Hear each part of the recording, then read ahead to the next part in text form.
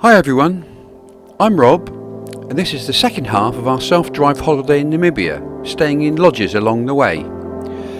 If you've missed the first part, click on the link at the top of the screen now. We continued through Damaraland, on more gravel roads, past Grootberg, Namibia's highest mountain, and arrived at Grootberg Lodge. This is situated at the head of a massive valley and you need four-wheel drive to get up the track. Once you're there, the view is sensational. The lodge isn't half bad either. This is another lodge where water is scarce and you're encouraged to use it sparingly. Some of the locals came to greet us.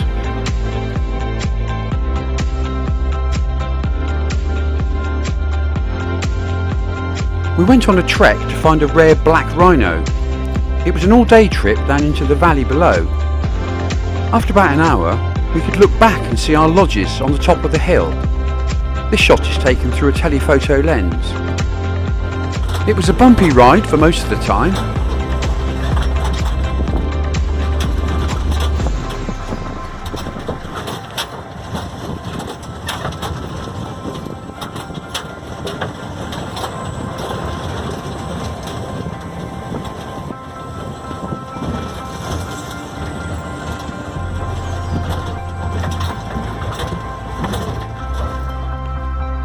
We saw more wildlife as we travelled along.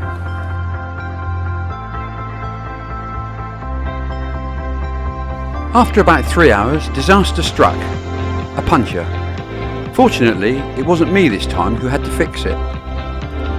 As we got closer to the area where the black rhino could be found, we picked up a couple of guides. They and their colleagues guard the rhinos from poachers. 4 hours after we left the lodge, we spotted the black rhino. They're solitary animals, so we didn't expect to see more than one. It was a real thrill to see this rare animal in the wild, even if we did have another 4 hours of bumping around to look forward to on the way back. Next day, we drove up to Etosha National Park. Before long, we were on tarmac roads again, so progress was quicker. We arrived at the gate and paid our fees to enter the park. Made our way up to Okaukuejo camp, passing some of the locals on the way. Etosha is dominated by a huge white salt pan which shimmers in the sun. Dotted around this are waterholes, and Okaukuejo is situated by the busiest waterhole. Our lodge was right in the front, a great position to watch the wildlife. We were here at the end of the dry season, so the animals had to come to waterholes to drink.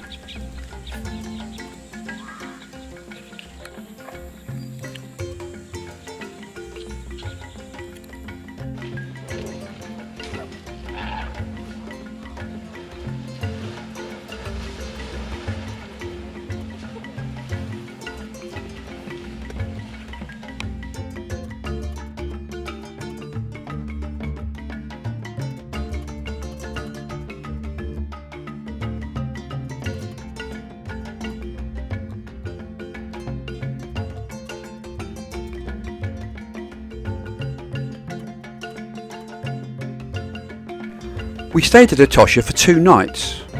On the second evening, we saw a total of 7 black rhinos, 6 more than we'd seen on our rhino trek 2 days earlier.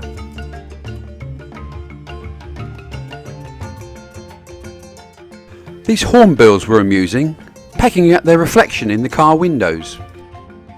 We saw loads more wildlife driving around Etosha, herds of hundreds of zebra and antelopes, as well as these 2 lions, taking it easy in the shade of a tree.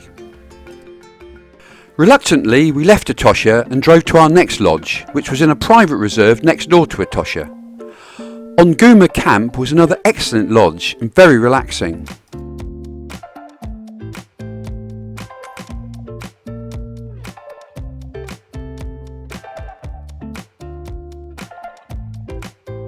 It was here that we had our David Attenborough experience.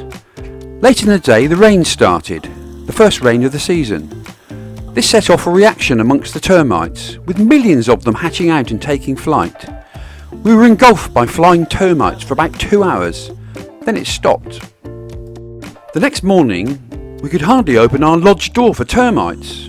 By this time their wings had fallen off and they were trying to burrow down into the earth.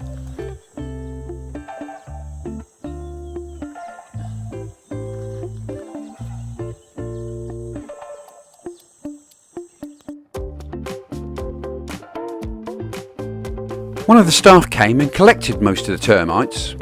He told us that he was looking forward to cooking and eating them. After 2 days in Onguma, we set off for our last lodge, Okonjima. We passed farmland with cattle and game grazing in the fields, very different to most of our journey. Okonjima is home to the Africat Foundation, known for its work in cheetah and leopard rehabilitation.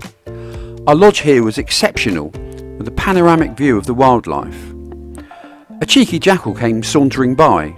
I expect that some people feed them.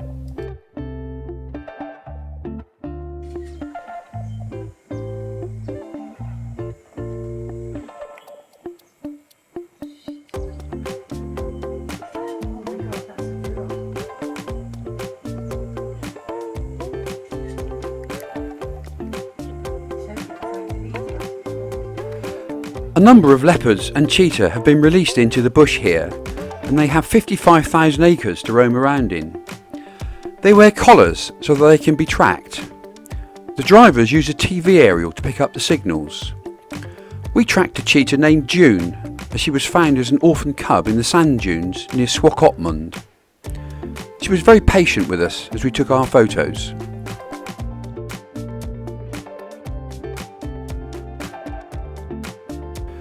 The drivers then picked up a signal of a leopard.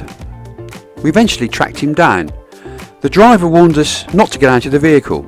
He told us that a cheetah would run away if frightened, but a leopard would attack us. We all stayed in the truck.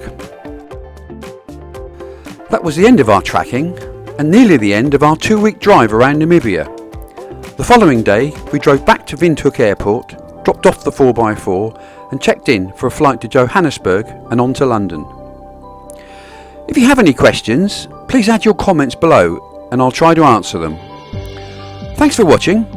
If you've enjoyed the video, please subscribe to our channel.